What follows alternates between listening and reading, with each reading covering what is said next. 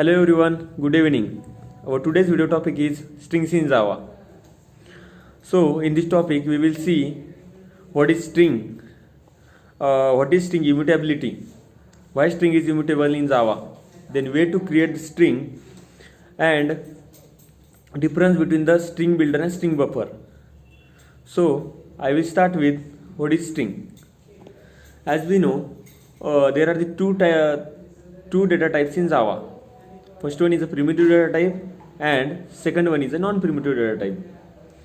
So the primitive data type are also known as the system provided data types. It means they are already defined in the Java. And next are the non-primitive data type. Those are also called as the user defined data type. These data type are defined by user. So the non-primitive data type are class, array, strings. So the string is a non-primitive data type. Basically or generally the string is a sequence of the character. But in Java, string is an object. So we can store the number of the character or sequence of the character in a string. Or we can say when we have to store the sequence of the character, that time we use the string.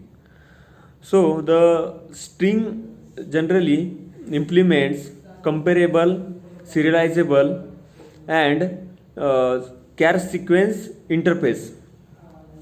Then there are the next I will explain what are the ways to create the string.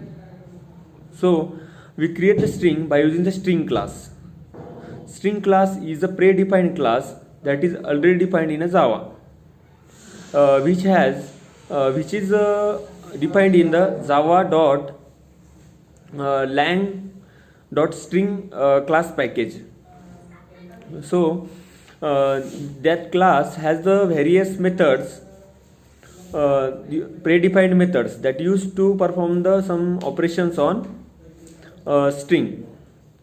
So there are the two ways to create the string. First one is there are the two ways to create the string by using the string class. First one is by the string literal and second one is by using the new keyword. So the first I will start with the by string literal. So in this way we define the string in between double quote. So syntax of string by using the string literal is you start with the string, then the reference variable, then equal to in double quote string. Here the string is nothing but the string class from which we create the string, then then reference variable which holds the value of the string object, then is equal to in double quote we define the character or sequence of the character which is also known as the object of the string. So that was the first way to create the string. Then second way to create the string is by using the new keyword. So when we use the new keyword, in that case new keyword calls the constructor of the string class. In this syntax include, we start with the string, the reference variable name is equal to new string, and in double quote the sequence of the character. So here the string is a string class, reference variable that holds the value of the string object, and next new is an operator which calls the constructor of the string class. Next, these were the two ways to create the string. Next I will explain how it works in SCP. So now question arises, what is SCP? SCP stands for string constant pool. When we create the string by using the string literal, at that time it check. So the first I will tell about what is SCP.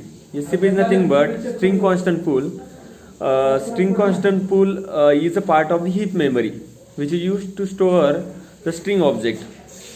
So when we use the string literal, at that time for JVM check whether that string object is already present in a SCP.